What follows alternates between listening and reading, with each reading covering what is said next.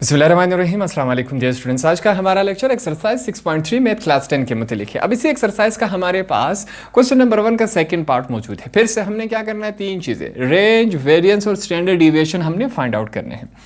अब यहाँ पर फिर से हमारे पास सेम उसी तरह का डेटा दिया गया है, थोड़ा सा मुख्तलिफ है। उसी प्रोसेस से हमने सवाल सोल्व करना है जिस तरह हमने पार्ट नंबर 1 किया था। स्टार्ट करते हैं। सबसे पहले हम क्या देखेंगे कि हमने क्या फाइंड आउट करना है, रेंज हमने फाइंड आउट करना है। यहाँ पर मैं रेंज लिखूंगा, रेंज को हम आर से जाहिर करते हैं, इसे हमने फाइंड आउट करना है। आगे चलते हैं। अब हमारे पास सबसे छोटी वैल्यू, उसके लिए यहाँ पर हम लिखेंगे मिनिमम वैल्यू कि भाई हमारे पास सबसे छोटी वैल्यू कौन सी है। मिनिमम वैल्यू हमने लिखा, x को 0 से जाहिर करते हैं मिनिमम वैल्यू को। यहाँ पर अगर हम देखिए हमारे पास मिनिमम वैल्यू सबसे क्या है, 146 है। आगे चलते हैं। अब हम क्या लिखेंगे, मैक्सिमम वैल्यू कि भाई हमारे पास सबसे बड़ी वैल्यू इस डेटा में क्या है। मैक्सिमम वैल्यू देखेंगे, इसको हम xm से जाहिर करते हैं। सबसे बड़ी वैल्यू हमारे पास क्या है, 261। ठीक है। अब हमने क्या करना है, इसको फाइंड आउट करने का, रेंज को फाइंड आउट करने का प्रोसेस क्या होता है, काफ़ी सिंपल है। सबसे पहले हम रेंज लिखेंगे, मैक्सिमम वैल्यू को हमने माइनस करवाना है मिनिमम वैल्यू से, हमारे पास आ जाएगा xm से मिनिमम वैल्यू x0 से xm से मैक्सिमम वैल्यू x0 से मिनिमम वैल्यू। ठीक है। r लिखेंगे, xm मिनिमम वैल्यू हमारे पास क्या है, मैक्सिमम वैल्यू 261 है, मिनिमम वैल्यू हमारे पास क्या है, 146 है। अगर हम इसको इससे माइनस करवा दें तो हमारे पास फाइनल आंसर आ जाएगा। सिंपल सी बात है। कैलकुलेटर से चेक करते हैं। 261 को अगर माइनस करवा दे 146 के साथ तो हमारे पास रेंज क्या आएगा, 115। ये हमारे पास क्या आया, रेंज का आंसर आया। ये हमारे पास हो गया। पहला हमने रेंज फाइंड आउट कर लिया, दो वैल्यूज हमारे पास रह गई। अब हम क्या फाइंड आउट करेंगे, वेरिएंस फाइंड आउट करेंगे। देखिए वेरिएंस को फाइंड आउट करने के दो तरीके हैं। पहला तरीका हमने इसी क्वेश्चन के पार्ट नंबर 1 में किया था, दूसरा तरीका यहां पर हम पार्ट नंबर 2 में कर रहे हैं। आप किसी भी तरीके से सॉल्व कर सकते हैं या आपकी मर्जी, जौन सा तरीका आपको आसान लगे उसी तरीके से आप इसको सॉल्व कर लें। मैं दोनों तरीके बता रहा हूं। पार्ट नंबर 1 में पहला तरीका वेरिएंस को फाइंड आउट करने का बताया, अब पार्ट नंबर 2 में मैं दूसरा तरीका बता रहा हूं वेरिएंस को फाइंड आउट करने। इस तरह हमने टेबल बना लेना है। टेबल में हमारे पास सबसे पहले क्या है, x है। पहले बॉक्स में हमारे पास क्या है, x से मुराद है नंबर ऑफ ऑब्जर्वेशन। ये जो आपके पास डेटा दिया गया होता है सवाल, ये हम लिखेंगे। सबसे पहले मैं लिखूंगा 146, 212। सेम उसी तरह लिखना है जिस तरह हमारे पास सवाल में, उसी तरतीब से। ठीक है, हमने तरतीब आगे पीछे नहीं करनी। 195, 158 और लास्ट में हमारे पास क्या है, 225। 1 2 3 4 5 6 7 हमने लिख लिया। अब आगे चलते हैं। हमारे पास नेक्स्ट बॉक्स में क्या है, x का स्क्वायर है। x की वैल्यू तो आ गई, क्या है, x का स्क्वायर है। सिंपल सी बात है। देखिए हमारे पास x की वैल्यू क्या आई, यहाँ पर x की वैल्यू पहले हमारे पास 146 है, तो x की वैल्यू को स्क्वायर लगा दे, इसी 146 को स्क्वायर लगा दे, हमारे पास x का स्क्वायर आ जाएगा। करते हैं। यहाँ पर हमारे पास देखिए 146 को मल्टीप्लाई करवाया जाए 146, हमारे पास वैल्यू क्या है, काफ़ी लंबी सारी वैल्यू है। यहाँ पर हम लिखेंगे 21316। यहाँ तक बातें क्लियर हो गई। 146 का स्क्वायर का मतलब है 146 मल्टीप्लाई बाय 146। यहाँ तक बातें क्लियर हो गई। बकाया तमाम भी इसी तरह फाइंड आउट करेंगे। हमारे पास नेक्स्ट क्या है, देखिए x की वैल्यू हमारे पास क्या है, 212 है। इसके ऊपर क्या है, स्क्वायर है। 212 मल्टीप्लाई बाय 212, देखते हैं हमारे पास क्या आता है। 212 मल्टीप्लाई बाय 212, हमारे पास वैल्यू आई 44944। यहाँ तक बातें क्लियर हो गई। 261 का स्क्वायर मतलब 261 मल्टीप्लाई बाय 261, आंसर क्या आया, 68121।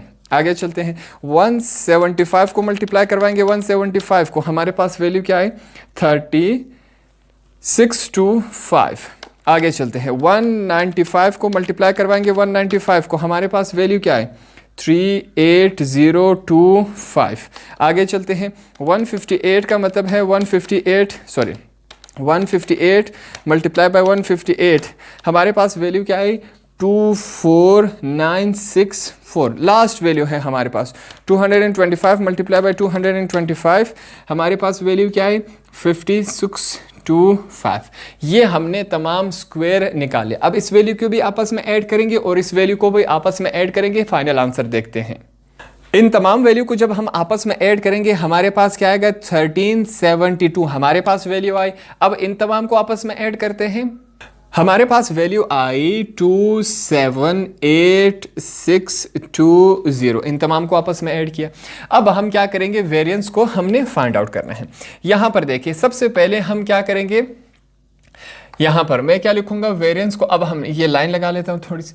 क्या करना है, हमने वेरिएंस को फाइंड आउट करना है। यहां पर मैं लिखूंगा वेरिएंस, ठीक है, जिसे हम x से जाहिर करते हैं और s का स्क्वायर, इसे वाला लिखते हैं। हमारे पास फार्मूला क्या है, देखिए s का square is equal to sigma x का स्क्वायर, ठीक है, नीचे क्या होगा n होगा, माइनस होगा, सॉरी ये माइनस है, माइनस होगा हमारे पास किसके साथ माइनस होगा, सिग्मा x अपॉन क्या है, n है, और यहां पर हम होल का स्क्वायर लगा देंगे। ये हमारे पास क्या है, फार्मूला है वेरिएंस को। दूसरा जो तरीका है वो हमारे पास हम इस तरीके से सॉल्व करेंगे।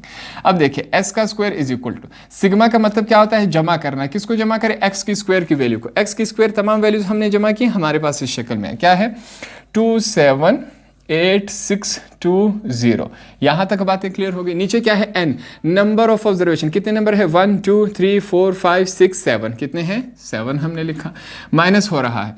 फिर से देखिए x सिग्मा है, सिग्मा का मतलब क्या होता है, जमा करना। किसको जमा करें, x की वैल्यूज को। x की तमाम वैल्यूज को जमा किया, हमारे पास क्या है 1372। नीचे क्या है, n है, n से मुराद नंबर ऑफ ऑब्जर्वेशन, 1 2 3 4 5 6 7, कितने हैं 7 है हमारे पास। यहां पर भी हम 7 ही लिखेंगे। यहां तक तमाम बातें क्लियर हो गई, हमने इन दोनों को फाइंड आउट। अब क्या करेंगे नेक्स्ट स्टेप में, 27 इस वैल्यू को हमने देखिए 278,620 को अगर हम डिवाइड करवा दें 7 पे, तो हमारे पास वैल्यू क्या आनी चाहिए, 39,802.857 है। देखिए आपके पास क्या है 57, तीसरी वैल्यू 5 से बड़ी है, तो साथ वाली वैल्यू में 1 ऐड करते, 5 में 1 ऐड करते क्या हो जाएगा 6, इसे हम राउंड ऑफ कहते हैं। अब देखिए 17 को हम इसके साथ कैंसिल करवाएंगे। देखिए 7 है, सॉरी 7 को अगर मल्टीप्लाई करवाया जाए 196 के साथ, हमारे पास क्या आता है 1372। देखिए 7 1 जार 7 196 जार 1372 आता है। तो यहाँ पर हमारे पास क्या रहा, सॉरी यहाँ पर आपने स्क्वायर लगा देना है। ये स्क्वायर मुझसे भूल गया था, आपने इस स्क्वायर को लाजमी लगाना है, यहाँ पर मुझसे मिस्टेक हो गई। अब यहाँ पर क्या है, स्क्वायर रह गया है। तमाम बातें यहाँ तक क्लियर हो गई। आगे सॉल्व करते हैं।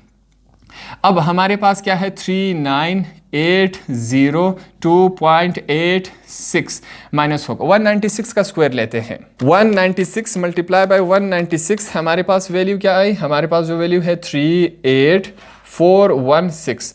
अब इन दोनों को आपस में माइनस करवा लेते हैं, ठीक है। देखें s का स्क्वायर है 39,802.86 से अगर हम माइनस करवा लें 38416 को, तो हमारे पास वैल्यू क्या बचेगी 31386.86। ये हमारे पास क्या है, वेरिएंस का आंसर आया हमारे पास, ठीक है। वेरिएंस को हमने फाइंड आउट किया। अब नेक्स्ट स्टेप में हम क्या करेंगे, स्टैंडर्ड डिविएशन को हमने फाइंड आउट करना है। स्टैंडर्ड डिविएशन को हम किस तरह फाइंड आउट करेंगे, इस तरह हमने रेडिकल लगा देना है और रेडिकल के अंदर हमने क्या लिखना है, वेरिएंस की वैल्यू हमने लिखनी है। वेरिएंस की वैल्यू हमारे पास ये रहे, ये क्या है, वेरिएंस है। अब ये वाली वैल्यू इसके अंदर लिख लेते हैं। यहां पर देखिए S D standard deviation, radical लगाया, हमारे पास वैल्यू क्या है 1386.86, ठीक है, हमारे पास ये रहा। अब हमने रेडिकल को ख़त्म करना है। हम क्या करेंगे, आपने साइंटिफिक कैलकुलेटर उठा लेना है, ठीक है। साइंटिफिक कैलकुलेटर में देखिए आपने क्या करना है, सबसे पहले ये आपके पास रेडिकल का इस अंडर रूट स्क्वायर रूट का निशान होगा वो लगा लेना है। फिर हमारे पास अंदर वैल्यू क्या है 1386.86 इज इक्वल टू दबा देना है, आपके पास आंसर आ जाएगा। क्या है आंसर हमारे पास 37.24। ये हमारे पास स्टैंडर्ड डिविएशन का क्या है, आंसर है। अब याद रखिए सिंपल कैलकुलेटर से आपके पास ये वैल्यू ठीक नहीं आ गया, आपने साइंटिफिक कैलकुलेटर इस्तेमाल करना है। तो इस तरह हमारा सेकंड पार्ट भी कंप्लीट हुआ।